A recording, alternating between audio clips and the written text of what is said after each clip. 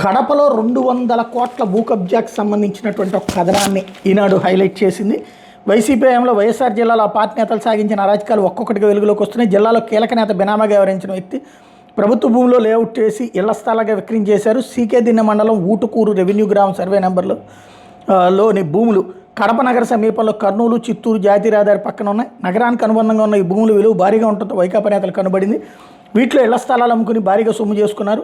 భూదందాకు వ్యతిరేకంగా Rayalaseema communist party చొరవతో Telugu Desam party వివిధ ప్రజా సంఘాలు 2023లో వైకాపా హయాంలోనే 6 నెలల పాటు పోరాటం చేసే రాష్ట్రంలో కూటమి ప్రభుత్వం వచ్చాక దీని మీద ప్రజల నుంచి ఫిర్యాదులు వెల్లువెత్తాయి. ఈ నేపథ్యంలో కలెక్టర్ చెరుకూరు శ్రీధర్ విచారణ చేయించారు. పై సర్వే నెంబర్లో 18.5 ఎకరాల భూములు ప్రభుత్వానిగా తేల్చారు. వైకాపా హయాంలో ఇక్కడ తహసీల్దార్గా పనిచేసిన మహేశ్వర్ రెడ్డి ఆ పార్టీతో అంటగాగి నకిలీ పత్రాలతో ప్రభుత్వ భూములకు హక్కులు కల్పించేలా కుతంత్రం నడిపినట్టు విచారణలో తేలింది. అప్పుడు కలెక్టర్ హరికిరణ్ సైతం ఈ అక్రమాన్ని సక్రమం చేసినట్టు తేల్చారు. ఈ లేఅవుట్లోని భూములను సెంటు 13 లక్షల వరకు విక్రయించినట్టు విచారణ వేదికలో పేర్కొన్నారు. ఈ మేరకు 18.5 ఎకరాల భూముల విలువ 200 కోట్లకు పైగానే ఉన్నట్టు గుర్తించారు. అప్పట్లో సీకే దిన్నె మండలం తహసీల్దార్గా పనిచేసిన మహేశ్వర్ రెడ్డి ప్రస్తుతం డిప్యూటీ కలెక్టర్ హోదాలో నెల్లూరు ప్రభుత్వ సర్వజన ఆసుపత్రి ఏఓగా బాధ్యతలు నిర్వర్తిస్తున్నారు. తహసీల్దార్ హోదాలో మండలంలో 400 కోట్ల విలువైన ప్రభుత్వ భూములు అన్యాక్రాంతం కావడానికి ఆయనే సహకరించారు. భావన టౌన్షిప్కి నిరభ్యంతర పత్రం ఎన్ఓసీ జారీలో ఆయనే కీలక పాత్ర పోషించారు. దీంతోపాటు మండలంలో పలు ప్రభుత్వ భూములు ప్రైవేటు వ్యక్తులకు దారాదత్తం చేశారు.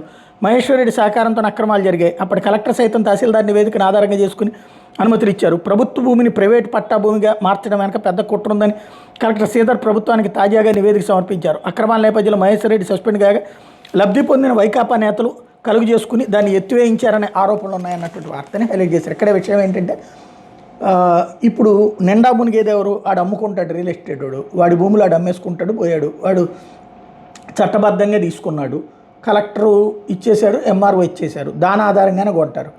ఇప్పుడు దాంట్లో క్యాన్సిల్ చేస్తే ఎవరు నష్టపోతారు? సాధారణ ప్రజలు నష్టపోతారు. మన ప్రతీకారాలకి సాధారణ ప్రజల్ని నష్టపరచాలా? వాళ్ళ మీద కావాలంటే కేసులు పెట్టుకోవచ్చు. సాధారణ ప్రజలకి ఆ స్థలాలు ఎవరైతే డబ్బులు పెట్టుకున్నారో వాళ్ళకి నష్టం లేకుండా చూడడం బెటర్.